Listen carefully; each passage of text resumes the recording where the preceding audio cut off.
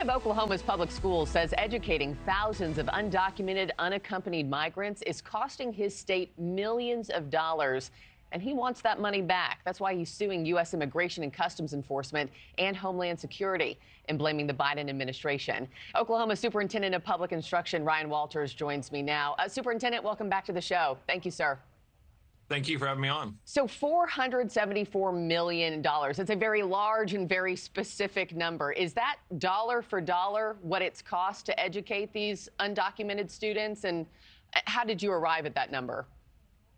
No, honestly, I think it's more than that. But the Biden administration does not allow schools to account for illegal immigrants. So what we've had to do is work diligently to find how many students we can tell that are here illegally based on information they've willingly given over. And so that's where we're also going to move forward to start requiring that information to be given to us, because here's the reality is President Biden has created a catastrophe for our country, for our schools, by saying we're going to allow illegal immigrants across the border, we're going to make schools educate them, and we're not going to allow schools to account for them in any kind of accounting measure. So this is a minimum $474 million on the estimates that we have. And his own ICE director admitted this was an issue, admitted they did nothing about it. And we're going to hold the Biden administration accountable to the taxpayers of Oklahoma and the students. How many students are we talking here? When you tallied them up across the state, how many undocumented kids are we talking about?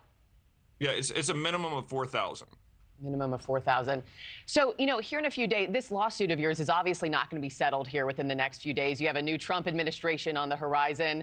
How does that complicate things with Trump coming into office, whose new administration would overwhelmingly agree with you on this lawsuit? How does that complicate things? Oh, look, this absolutely supports what President Trump is doing, because the first thing we've got to do is hold these officials accountable for the chaos that has ensued. President Trump has a clear mandate here.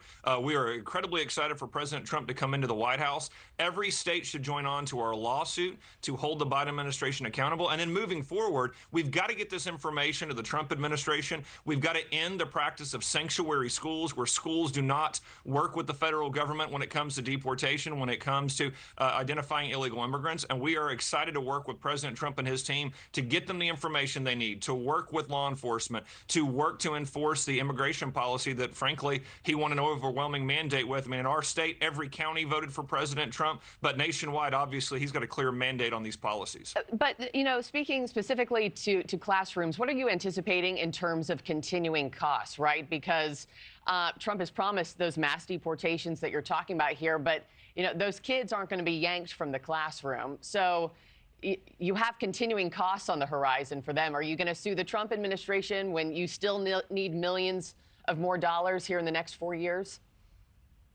Look, we're going to work with the Trump administration. I'm going to tell you, step one is you got to identify the problem, and you got to get the scope of the problem. And again, we've got a terrible Supreme Court ruling going back to Plyler versus Doe that's just a terrible reading of the Constitution. Absolutely, schools can ask if students are there illegally. Absolutely, schools can identify illegal immigrants and report that information. So we got to start there to give President Trump the ability to see the problem in its scope and totality inside our school system. And we're going to work with the Trump administration.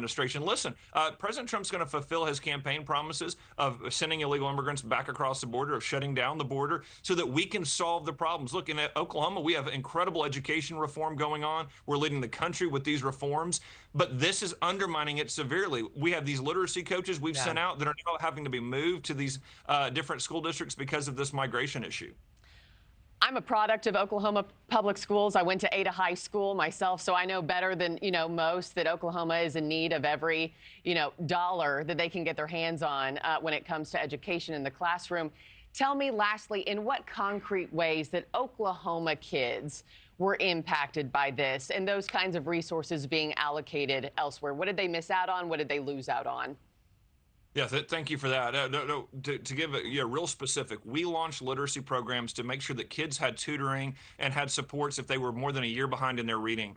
What we've seen is a tremendous influx throughout the school year. One district getting over 100 new students a week that we believe came across the border. And so these coaches are having to be readjusted. Classroom sizes have grown tremendously. And by the way, this is urban, suburban, and rural districts, like the one you mentioned. Again, I have seen this across the state. We've seen the reports across the state. So again, classroom sizes are getting bigger. Literacy coaches are having to be redesignated. Our programs are being stalled out and being pulled and slowed down.